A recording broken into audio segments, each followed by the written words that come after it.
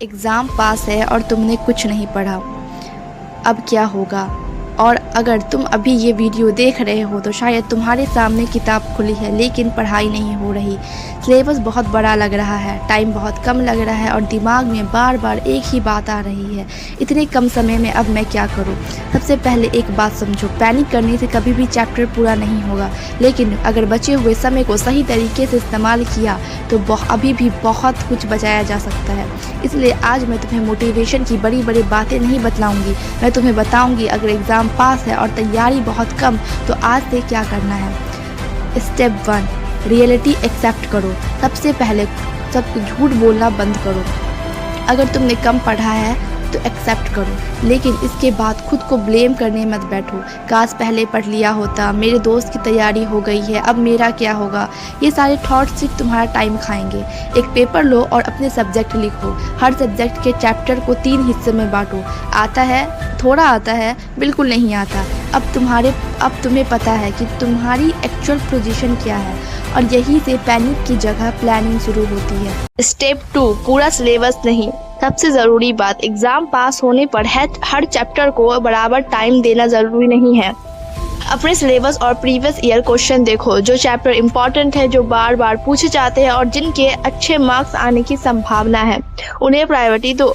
मान लो 10 चैप्टर बाकी है, अगर उनमें से 4 बहुत इम्पॉर्टेंट है तो पहले उन 4 को अच्छी तरह करो, क्योंकि अभी तुम्हारा गोल ये नहीं होना चाहिए कि मैंने हर चैप्टर को छू लिया। गोल होना चाहिए जो पढ़ा है उसे एग्ज़ाम में कॉन्फिडेंटली लिख सकूँ। स्मार्ट स्टडी का मतलब कम पढ़ना नहीं, स्मार्ट स्टडी का मतलब सही चीज पहले पढ़ना है। Step 3, 50 minute. बुक खोलकर 3 घंटे बैठे रहना और बीच बीच में फ़ोन देखना, ये पढ़ाई नहीं है।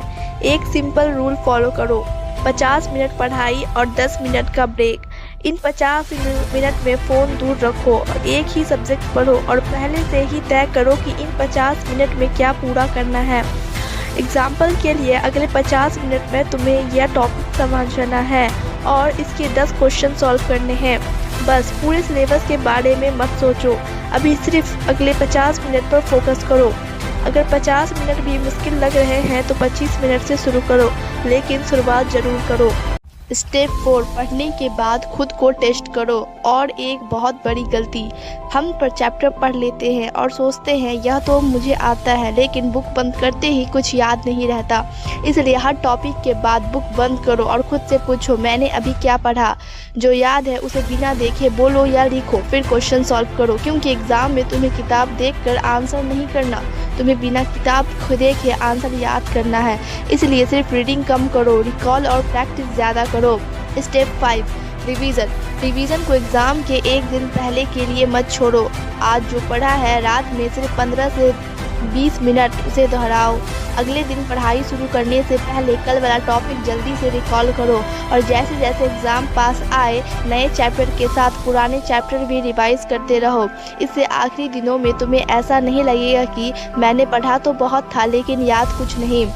और अब मेरी बात ध्यान से सुनना, हो सकता है तुमने बहुत समय वेस्ट किया हो सकता है तुम्हारे क्लासमेट तुमसे काफ़ी आगे हो और हो सकता है कि तुम्हें खुद पर गुस्सा भी आ रहा हो, लेकिन बीता हुआ समय तुम्हारे हाथ में नहीं, तुम उसे वापस नहीं ला सकते, लेकिन जो समय अभी बचा है वो तुम्हारे हाथ में है। तुम्हें आज पूरा सिलेबस ख़त्म नहीं करना, तुम्हें आज सिर्फ एक चैप्टर शुरू करना है, फिर दूसरा, फिर अगला। छोटे छोटे स्टेप मिलकर ही पूरी तैयारी बनते हैं। और याद रखना, लेट होना और फिनिश होना दोनों अलग चीज़ें हैं। जब तक एग्ज़ाम नहीं हुआ है तब तक तुम्हारे पास कोशिश करने का मौका है। इसलिए वीडियो ख़त्म होने के बाद नया टाइम टेबल मत बनाना और मोटिवेशन आने का इंतज़ार भी मत करना। बस अपनी किताब खोलो और एक इम्पॉर्टेंट टॉपिक चुनो, टाइमर लगाओ और शुरू हो जाओ। और अगर तुम आज से सच में पढ़ाई शुरू करने वाले हो तो कमेंट में सिर्फ एक वर्ड लिखो, स्टार्ट। फिर फ़ोन नीचे रखो, क्योंकि शायद तुम्हारे पास समय कम है, लेकिन अभी भी समय है। और कभी कभी ज़िंदगी बदलने के लिए पूरी ज़िंदगी नहीं, बस एक ही सही शुरुआत चाहिए।